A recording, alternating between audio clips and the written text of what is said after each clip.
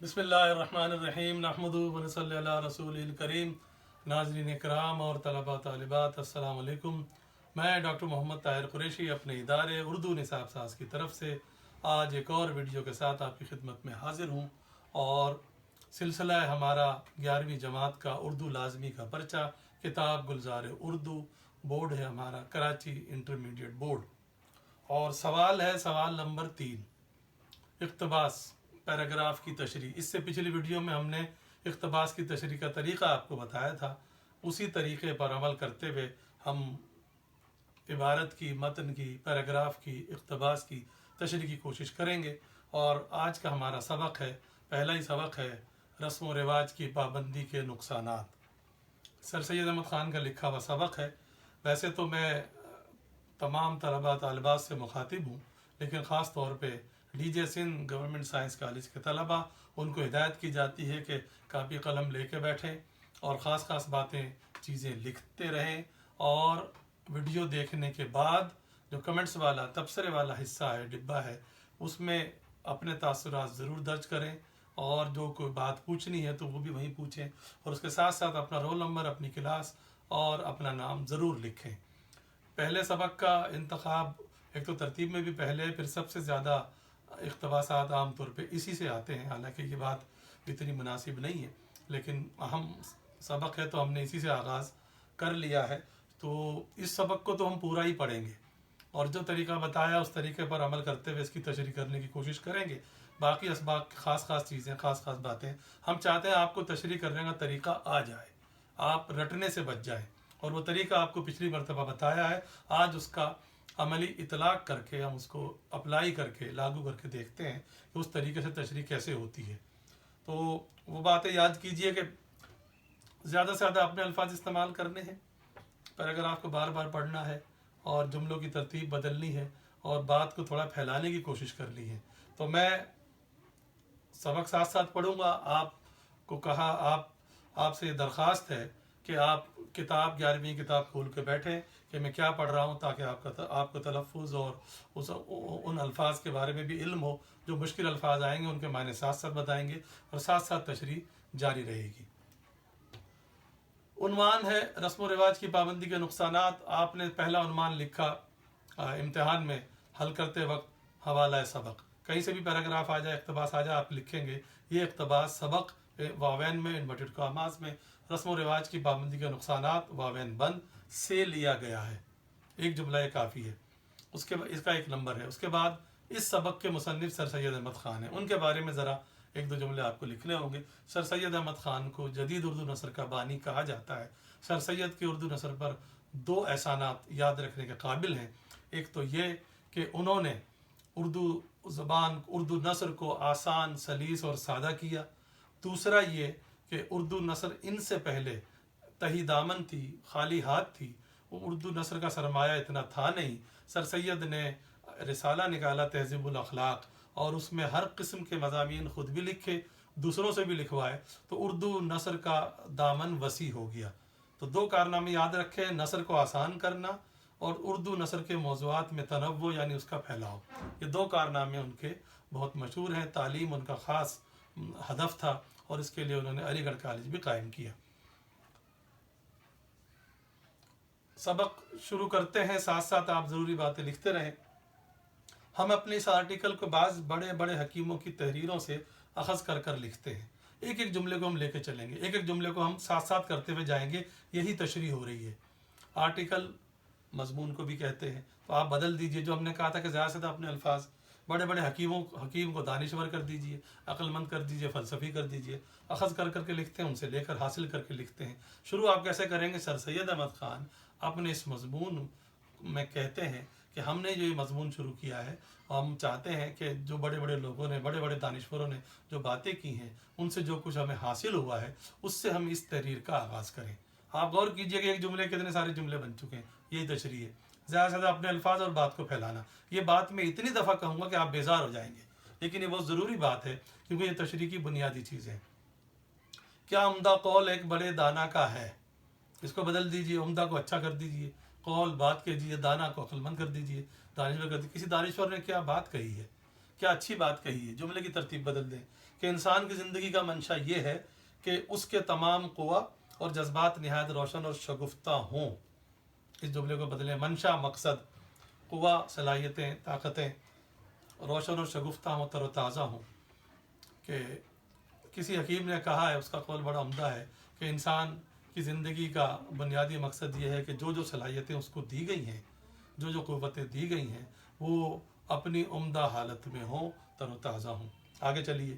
اور ان میں باہم نامناسبت اور تناقض واقع نہ ہو. اور وہ صلاحیت، نامناسبت یعنی آپس میں نامناسب ہونا، یعنی ایڈجسٹمنٹ نہ ہونا.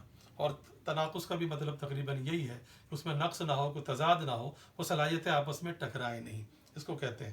اور وہ صلاحیتیں آپس میں ایک دوسرے کی معاون ہوں، مددگار ہوں، ایک دوسرے کے خلاف نہ ہوں، بلکہ سب کا مل کر ایک کامل اور نہایت مناسب مجموعہ ہو. اس کو کامل، مکمل، بلکہ وہ تمام صلاحیتیں انسان کے اندر ایک مکمل صورت میں ہوں، ایک اچھے مجموعے کی، ایک اچھے ٹوٹل کی صورت میں ہوں. مگر جس قوم میں کہ پرانی رسم و رواج کی پابندی ہوتی ہے، اس کو بدلتے ہیں، لیکن وہ قوم جو پرانے رسم و رواج پہ چلتی رہتی ہے، یعنی ان رسموں پر نہ چلنے والا متون اور حقیر سمجھا جاتا ہے، وہاں زندگی کا منشا معدوم ہو جاتا ہے. متون جس کو تانا دیا جائے، جس کو برا بھلا کہا جائے، حقیر گھٹیا، معدوم ہو جاتا ہے، ختم ہو جاتا ہے. تو ہم نے اس کو آسان کر کے بولا، آسان کر کے لکھا، معاف کیجیے. یعنی ایسا معاشرہ جہاں پر اگر کوئی شخص پرانے رسم و رواج کی پابندی نہ کرے تو لوگ اس کو برا بھلا کہتے ہیں، تو وہاں پھر انسانی زندگی کا جو بنیادی مقصد ہے وہ ختم ہو کر رہ جاتا ہے. اگلا پیراگراف. ایک اور بڑے دانا شخص کی رائے کا یہ نتیجہ ہے. اس کو آپ یوں بدل سکتے ہیں. کسی اور عقل مند نے بھی یہ بات کہہ رکھی ہے یا کہی ہوئی ہے کہ آزادی اور اپنی خوشی پر چلنا جہاں تک کہ دوسروں کو ضرر نہ پہنچے، ہر انسان کی خوشی اور اس کا حق ہے. ضرر، نقصان، اور کوئی مشکل لفظ نہیں ہے. وہیں سے جوڑ دیجئے کہ ہر انسان کا یہ حق ہے کہ وہ اپنی زندگی اپنی خوشی اور آزادی سے گزارے، بشرطے کہ اس سے کسی دوسرے کا نقصان واقع نہ ہو. پس جہاں کہیں معاشرت کا قاعدہ جس پر کوئی چلتا ہے خاص اس خصلت پر مبنی نہیں ہے. خصلت، عادت، طریقہ، معاشرت، رہنے سہنے کا ڈھنگ، قاعدہ، اصول. لیکن جس معاشرے میں رہن سہن کا طریقہ ان بنیادوں پر نہیں ہے بلکہ اگلی روایتوں یا پرانی رسم و رواج پر مبنی ہے، منحصر ہے، بلکہ اس معاشرے میں پرانی رسم و رواج کی پابندی کی جاتی ہے، وہی اس معاشرے کی بنیاد ہے، تو وہاں انسانوں کی خوشحالی کا ایک بڑا جز موجود نہیں ہے. تو وہاں کے انسان کبھی بھی پرسکون اور مطمئن نہیں رہ سکتے، کیونکہ اطمینان کے لیے ضروری ہے آزادی، اور آزادی جیسا بڑا جز کہتے ہیں حصے کو، ٹکڑے کو، اس معاشرے میں انسانوں کو دستیاب نہیں ہے. اور جو کہ کتاب میں غلط چھپ گیا ہے، یہ اصل میں چونکہ ہے. یہ اس کو چونکہ کر لیجئے. اور چونکہ خوشحالی ہر فرد بشر کی اور نیز کل لوگوں کی ترقی کا بہت بڑا جزو ہے، تو اس ملک میں جہاں رسموں کی پابندی ہے وہ جزو بھی ناپید ہوتا ہے. اور چونکہ ہر فرد ہر انسان کی ترقی کی بنیادی بات یہ ہے کہ اس کو آزادی نصیب ہو، وہ اپنی زندگی اپنی مرضی سے گزارے. تو جس معاشرے میں یہ آزادی اس کو نصیب نہیں ہے تو وہاں انسانوں کی خوشحالی ممکن نہیں ہے. ناپید ہونے کا مطلب ختم ہونا. اگلا پیراگراف. کسی شخص کی یہ رائے نہ ہوگی کہ آدمیوں کو بجز ایک دوسرے کی تقلید کے اور کچھ مطلق نہ کرنا چاہیے. کوئی بھی یہ بات نہیں کہے گا، کوئی عقل مند آدمی یہ بات نہیں کہہ سکتا. یہ ذہن میں رکھیں، پیراگراف کہیں سے آئے آپ مصنف کے نام سے شروع کریں گے کہ سر سید احمد خان اپنے اس مضمون میں لکھتے ہیں، کہتے ہیں، فرماتے ہیں، اس طرح کر کے. تو میں تو چونکہ تسلسل سے ہی کر رہا ہوں، تو آپ تو پیراگراف کی بنیاد سے جہاں شروع کا جملہ آپ کا مصنف کے نام سے ہونا چاہیے. بجز سوائے تقلید، نقل کرنا، پیروی کرنا، مطلق ہرگز. کوئی بھی عقل مند آدمی یہ مشورہ کبھی بھی نہیں دے گا کہ انسانوں کو دوسروں کی نقل کرنے کے علاوہ اور کوئی کام نہیں کرنا چاہیے، اپنی آزادی سے زندگی نہیں گزارنی چاہیے. ایسی بات کو بیوقوفی کر سکتا ہے. آپ منفی معنوں میں بھی لے سکتے ہیں تشریح کرتے وقت. بات کو آسان کرنا ہے، بنیاد یہ سمجھ لیجئے. اور نہ کوئی شخص یہ کہے گا کہ آدمیوں کو اپنی اوقات بصری کے طریقے اور اپنے کاروبار کی کارروائی میں اپنی خوشی اور اپنی رائے کے مطابق کوئی بات بھی کرنی نہ چاہیے. اور نہ ہی کوئی ایسی فضول بات کہنے کی ضرورت کرے گا کہ آدمی اوقات بصری وقت گزارنا، اور مشکل لفظ اس میں کوئی بھی نہیں ہے۔ اور کوئی یہ بات بھی نہیں کہے گا کہ انسان کو اپنی زندگی گزارنے کے لیے، اپنا وقت گزارنے کے لیے اپنی مرضی سے کوئی بات کر ہی نہیں سکتا، بلکہ دوسروں کی مرضی پہ وہ اپنا وقت گزارے۔ ایسی بات تو کوئی احمق ہی کر سکتا ہے۔ سیدھا طریقہ یہ ہے کہ آدمی کو اس کی جوانی میں اس طرح سے تعلیم ہونی چاہیے۔ سیدھا طریقہ یہ ہے، اچھی بات یہ ہے، اچھا طریقہ یہ ہے، عمدہ بات یہ ہے، اس طرح کوئی بھی آپ جملہ استعمال کریں کہ انسان کو جب وہ جوان ہو رہا ہو تو اس سے پہلے اس کو اس قسم کی تعلیم دی جانی چاہیے، اس کو یہ سمجھانا چاہیے کہ اور لوگوں کے تجربوں سے جو نتیجے تحقیق ہو چکے ہیں ان کے فوائد سے مستفید ہو۔ کہ ابتدا میں تو انسان کو یہ کرنا چاہیے جب وہ ابھی جوانی کے دودھ میں داخل ہو رہا ہو کہ دوسرے لوگوں نے اپنی زندگیاں جو گزار دیں، جو مشاہدے، جو تجربے انہوں نے کیے ہیں، اور اس کے نتیجے میں جو رسمیں، جو قاعدے اصول انہوں نے بنائے ہیں، ان سے استفادہ کرے، ان سے فائدہ حاصل کرے۔ مستفید ہو، فائدہ حاصل کرنا یا استفادہ کرنا۔ استفادہ کے ساتھ حاصل کرنا غلط ہے، بہت سے لوگ ایسا بولتے ہیں۔ استفادہ میں حاصل کرنے کے معنی شامل ہیں، تحقیق ہو چکے ہیں، ثابت ہو چکے ہیں۔ یعنی کہنا یہ چاہ رہے ہیں سر سید کہ انسان جب ابھی جوانی ہوتا ہے، ابھی زیادہ تجربہ نہیں ہوتا، تو ابتدا میں تو اسے ان لوگوں کی باتوں پر عمل کرنا چاہیے جو لوگوں نے بڑی تحقیق سے معاشرے میں رائج کی ہیں اور جنہوں نے اپنا ایک وقت گزارا ہے۔ اور پھر جب اس کی عقل پختگی پر پہنچے، اور لیکن جب وہ خود اس قابل ہو جائے، اس کی عقل پختگی پر پہنچے، یعنی وہ بہت باشعور ہو جائے، مستحکم ہو جائے، اس کا شعور مستحکم ہو جائے، جب وہ خود بڑا ہو جائے، یوں سمجھ لیجئے آج کل کی زبان میں۔ لیکن جب وہ خود اس لائق ہو جائے، خود باشعور ہو جائے، تو خود ان کی بھلائی اور برائی کو جانچے، کن کی؟ ان رسموں کی، ان رواجوں کی جو ان پہ وہ عمل کرتا آ رہا ہے۔ یعنی شروع میں تو اس کی مجبوری اس کو کرنا ہی کرنا ہے، لیکن بعد میں جب وہ خود اس قابل ہو جائے کہ اچھے برے کا فیصلہ کر سکے، تو اس کو چاہیے کہ ان رسموں کا جائزہ لے اور کون سی مفید ہیں، کون سی نہیں، اس کے مطابق ان کو اپنائے۔ بے سوچے، اگلا پیراگراف، بے سوچے اور بے سمجھے رسومات کی پابندی کرنے سے گو وہ رسمیں اچھی ہی کیوں نہ ہوں۔ اس کو ہم بدل دیں اس طرح۔ سر سید احمد خان کہتے ہیں کہ کسی بھی رسم کو بغیر غور و فکر کی اپنانے سے، چاہے وہ رسم کتنی عمدہ ہو، آدمی کی ان صفتوں کی ترقی اور شگفتگی نہیں ہوتی جو خدا تعالیٰ نے ہر آدمی کو جدا جدا عنایت کی ہے۔ آدمی لکھا انسان کر دیجئے، صفت لکھا خوبی کر دیجئے، ترقی اور شگفتگی بہتری کر دیجئے، جدا جدا ہے، الگ الگ عنایت کی ہیں، دیے خدا تعالیٰ لکھا اللہ تعالیٰ کر دیجئے۔ یہ آپ کو طریقہ بتایا جا رہا ہے کہ کیسے اپنے الفاظ استعمال کیے جاتے ہیں۔ تو وہیں سے جوڑ دیتے ہیں ہم کہ بغیر سوچے سمجھے کسی بھی رسم کو اپنانے سے انسان کی ان صلاحیتوں میں کوئی اضافہ نہیں ہوتا۔ وہ صلاحیتیں جو اللہ تعالیٰ ہر انسان کو دنیا میں دے کر بھیجتا ہے، بلکہ ان صلاحیتوں کو نقصان ہی ہوتا ہے۔ آگے چلیے۔ ان قوتوں کا برتاؤ جو کسی چیز کی بھلائی برائی دریافت کرنے اور کسی بات پر رائے دینے اور دو باتوں میں امتیاز کرنے اور عقل و فہم کو تیز رکھنے، بلکہ اخلاقی باتوں کی بھلائی اور برائی تجویز کرنے میں مستعمل ہوتی ہیں۔ سر سید کی تحریر کی ایک خامی یہ بھی ہے کہ بڑے طویل طویل جملے لکھتے ہیں۔ وہ اصل میں حال ہی نے ان کے بارے میں کہا ہے کہ ان کے پاس اتنا وقت تھا ہی نہیں، وہ مضطرب تھے، بے چین تھے قوم کے لیے کہ وہ اپنی تحریر پہ نظر ثانی کر سکتے، اس لیے ان کی تحریر میں یہ بے ربطی یہ آپ کو نظر آئے گی۔ تو اتنا طویل جملہ، اس میں مشکل الفاظ دیکھ لیں۔ امتیاز کرنا، فرق کرنا، عقل و فہم، سمجھ مستعمل ہوتی ہیں، استعمال ہوتی ہیں، اور قوت سے پورے مضمون میں سر سید احمد خان نے صلاحیت مراد لی ہے۔ تو وہ اسی سے جوڑے، یہ وہ صلاحیتیں ہیں جو انسان کو اچھے برے میں تمیز کرنا سکھاتی ہیں، اخلاقی برائی اور اخلاقی اچھائی میں فرق کرنا سکھاتی ہیں۔ یہ وہ قوتیں ہیں، یہ قوتیں ضائع ہو جاتی ہیں اگر ان کو استعمال نہ کیا جائے، اور یہی قوتیں جو انسان کے ذہن کو تیز رکھتی ہیں، اس کی سمجھ میں، اس کی عقل میں اضافہ کرتی ہیں۔ صرف ایسی ہی صورت میں ممکن ہے جب کہ ہم کو ہر بات کے پسند یا ناپسند کرنے کا اختیار حاصل ہو۔ یعنی ان صلاحیتوں میں اضافہ، ان میں بہتری اسی وقت ممکن ہے جب ہم ان صلاحیتوں کو آزادی سے استعمال کریں، اور جو چیز ہمیں پسند نہیں ہے اس کو ہم نہ اپنائیں۔ جو شخص کوئی بات رسم کی پابندی سے اختیار کرتا ہے، اس کو ہم جملہ بدل دیں، اگر کوئی بھی شخص کسی بھی رسم کو اس وجہ سے اپناتا ہے کہ دوسرے بھی ایسا کر رہے ہیں، اور وہ شخص اس کو پسند یا ناپسند نہیں کرتا، پھر اس کی اپنی پسند، ذاتی پسند ناپسند اس میں شامل ہرگز نہیں ہوتی، اور نہ ایسے شخص کو اس بات کی تمیز یا خواہش میں کچھ تجربہ حاصل ہوتا ہے ظاہر سی بات ہے جب وہ اس رسم کے بارے میں اپنا دماغ استعمال ہی نہیں کرے گا تو اس کے تجربے میں کوئی اضافہ نہیں ہوگا، کوئی اس کی عقل و شعور میں کوئی اضافہ نہیں ہوگا، کوئی بہتری نہیں آئے گی. یعنی وہ جہاں تھا وہیں رہا، کیونکہ وہ دوسروں کو دیکھ دیکھ کے زندگی گزار رہا ہے.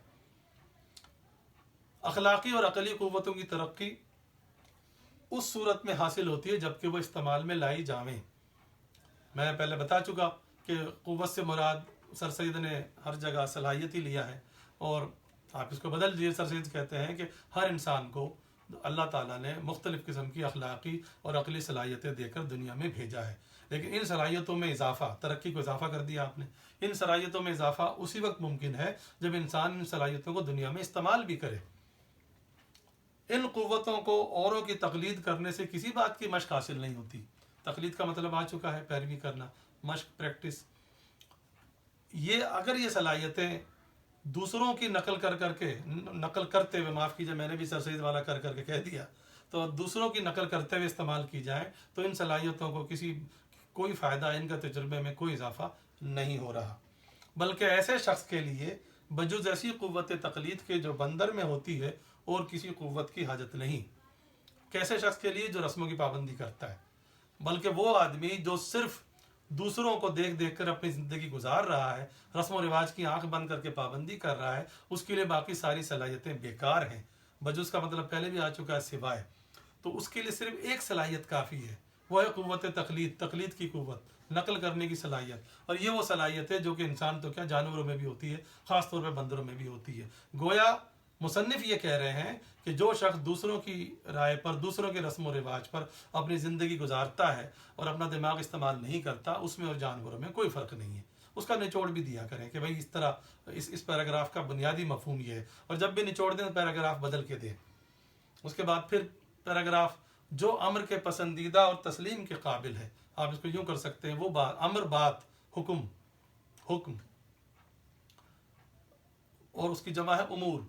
جو امر کے پسندیدہ اور تسلیم کے قابل ہے، وہ بات جو سب کو مان لینی چاہیے، جو اچھی ہے اور سب کو مان لینی چاہیے، وہ یہ ہے کہ لوگ اپنے فہم اور اپنی عقل سے کام لیں. اس کو آرام سے بدل سکتے ہیں کہ لوگ کس کے بارے میں کام لیں؟ بریانی کھانے کے بارے میں نہیں بھائی، رسم و رواج کی بات ہو رہی ہے نا بھائی، بات چل رہی ہے کہ لوگ رسم و رواج کے بارے میں اپنے دماغ کو استعمال کریں، اپنے شعور کو استعمال کریں، اور رسم و رواج کی پابندی بھی ایک معقول طور پر رکھیں. یعنی ہر رسم کو نہ اپنائیں، بلکہ ایک حد تک ہی ان رسموں کو اپنائیں. وہ حد کیا ہے وہ آگے بتا رہے ہیں. یعنی جو عمدہ اور مفید ہے ان کو اختیار کریں. اب انہوں نے قاعدہ بتا دیا کیا کریں. وہ رسمیں جو اچھی ہیں، دیکھیں ساری رسمیں خراب نہیں ہو سکتی، یہ ممکن نہیں ہے کہ معاشرہ سارا کا سارا خرابی پر چل رہا ہو، ایسا نہیں ہوتا. تو وہ رسمیں جو واقعی فائدہ مند ہیں، جو اچھی ہیں، ان کو اپنا لیں. پہلا اصول. جو قابل اصلاح ہو ان میں ترمیم کریں. قابل اصلاح درست کرنا، قابل اصلاح درست کرنے کے قابل، ترمیم تبدیلی.